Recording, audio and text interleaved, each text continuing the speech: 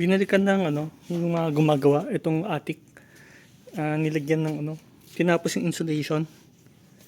So inubos at ang insulation materials.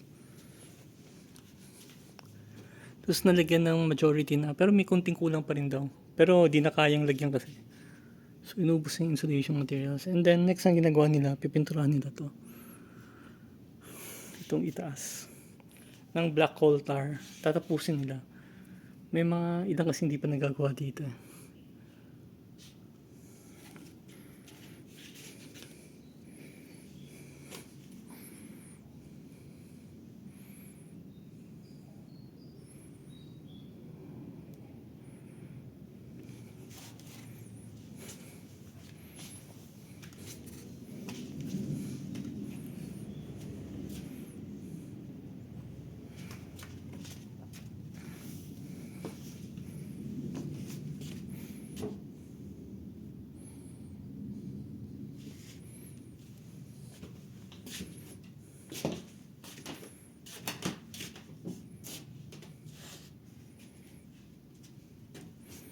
Bali, ang next na gagawin dito, pag natapos to,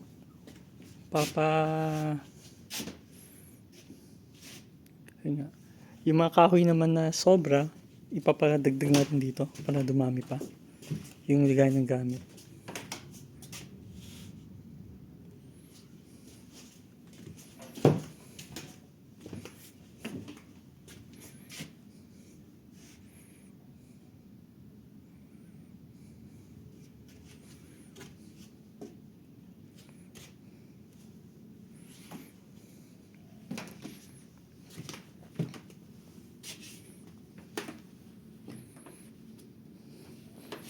So basically insulation tapos na, 100% completed na sa wakas, diba? Pero yung sa pagpaint ng black coal tar hindi pa. Hopefully within 1 to 2 days tapos yan.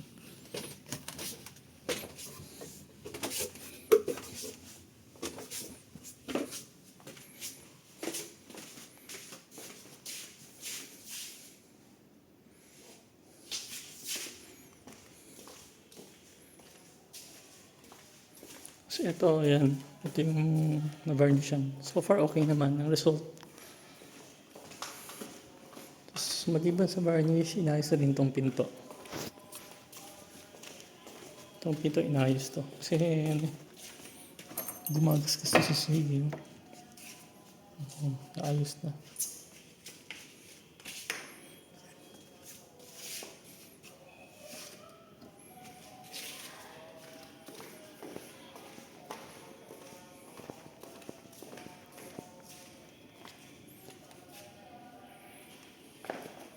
And then, tinapos yung paghahasa dito. Tinapos yung ginawa yung ibang hasa. Ako hindi pa rin tapos. Ginawa yung ibang paghahasa. Pero, hindi na itutuloy bale. Kasi, ang daming gamit eh.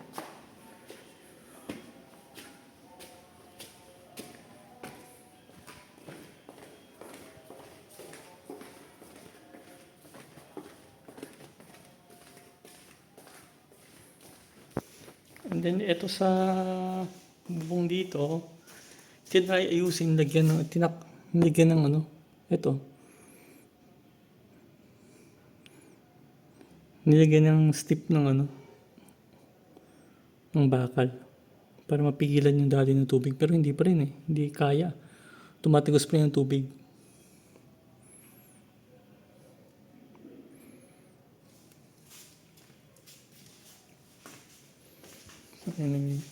Tingnan natin, diba?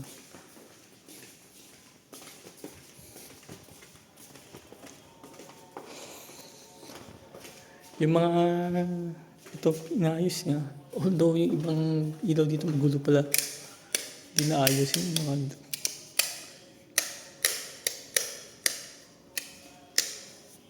hindi naayos yung mga ilaw pala. Hindi na pagkawa. Yaman na. Next time na.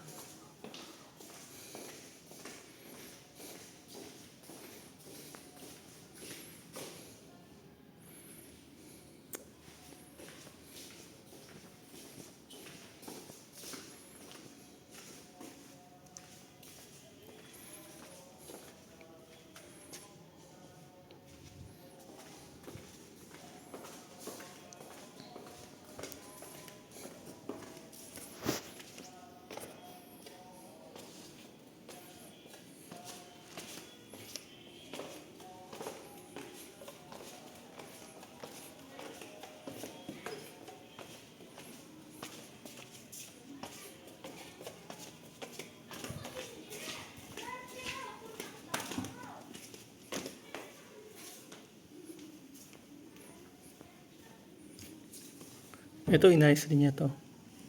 Nilagyan ng gulong yung sampayan. Yan, yung nilaligan.